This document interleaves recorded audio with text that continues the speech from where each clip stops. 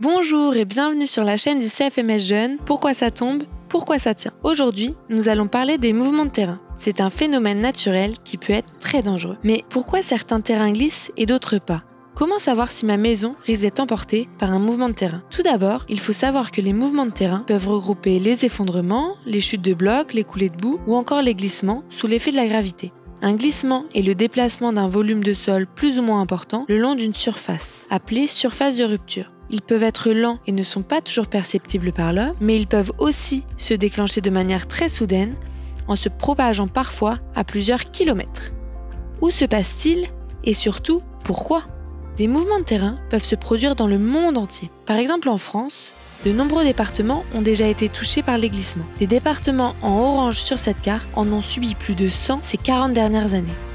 Afin d'évaluer si un terrain est susceptible de glisser, on peut utiliser la loi de Coulomb le long de la surface de glissement potentiel. Mais quelle est cette loi qui fête d'ailleurs son 250e anniversaire? La loi Coulomb fait intervenir R, qui est la résistance au cisaillement.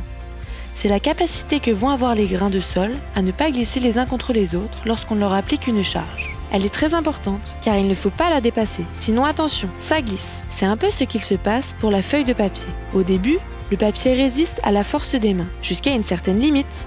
La résistance au cisaillement est proportionnelle à la combinaison de la cohésion, C, qui est la force liant les grains avec les autres. Pour le sable sec, la cohésion est nulle.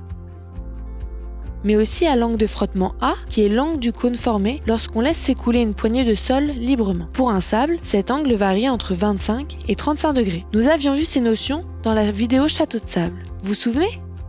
Plus la cohésion et l'angle de frottement sont importants, meilleure sera la résistance au cisaillement.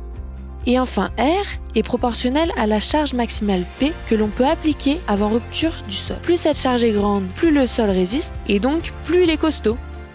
Une fois que l'on a déterminé si la pente est stable ou non à l'état initial d'après la loi Coulomb, certains facteurs déstabilisateurs plus variables peuvent intervenir et déstabiliser la pente comme de fortes précipitations. L'eau s'infiltre plus ou moins facilement entre les grains en fonction de l'espace disponible.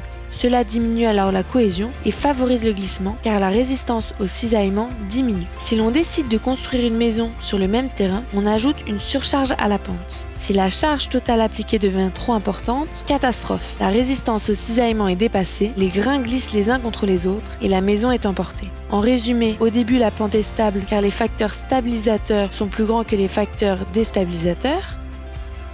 Pendant les fortes précipitations, l'eau s'infiltre entre les grains, ce qui diminue la cohésion et la résistance au cisaillement. Lorsque l'on construit la maison, la surcharge dans le sol augmente, jusqu'à dépasser la résistance au cisaillement maximale. On observe alors un glissement qui emporte la maison. Un séisme peut aussi être un facteur déstabilisateur important, pouvant entraîner des mouvements de terrain, comme sur cette photo. Le saviez-vous?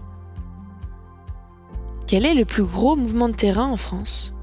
Le glissement de la Clapière, situé dans les Alpes-Maritimes, est le plus grand glissement de terrain actif en Europe avec une masse instable de l'ordre de 50 millions de mètres cubes. C'est l'équivalent à plus de 13 000 piscines olympiques.